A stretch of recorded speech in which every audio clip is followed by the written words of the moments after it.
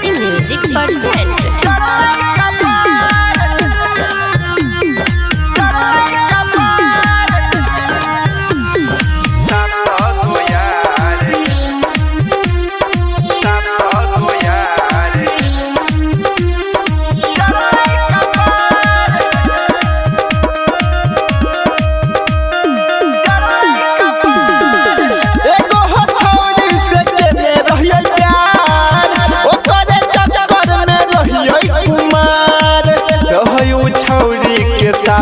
गोयार कि कहियो मिता हमर जरलै कपार ओकरा में खर्चा भेलै 90,000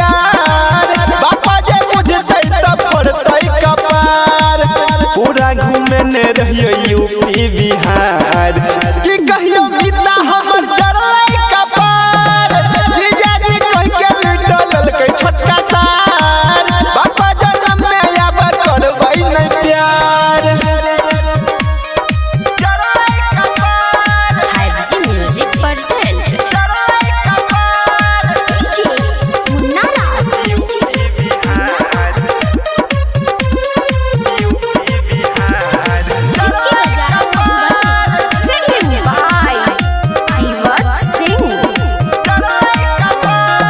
ओकरे खातिर घर छोड़लिए और छोड़लिए नौकरी अब पता नहीं रहे हमरा छेलै उछी हतरे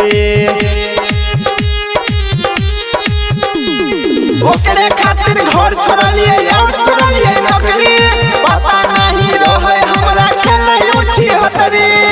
जानो से ज्यादा केने रहिए हम प्यार दिलवा में हमरा लगा गेलै नोछार रहू छौरी के साथ गोयार कि कहियो मिता हमर जरलै कपार जीजाजी कह के लुटल के छोटका सार बापा जन्म में आब करबै नै प्यार 5G Music Percent.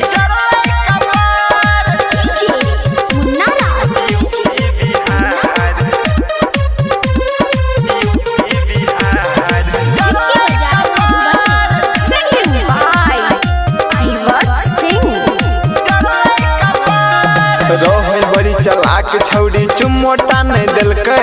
नथिया झुमका पायल ओठ ललिया की न बेलकै हाँ रहे बड़ी चलाक छौरी चुम्मोटा नहीं दिलकै नथिया झुमका पायल ओठ ललिया की न बेलकै रवि अमितो से करे छल प्यार जीवछ सिंह के लगल कई बोखार रहू छौरी के साथ गोयार कि कहियो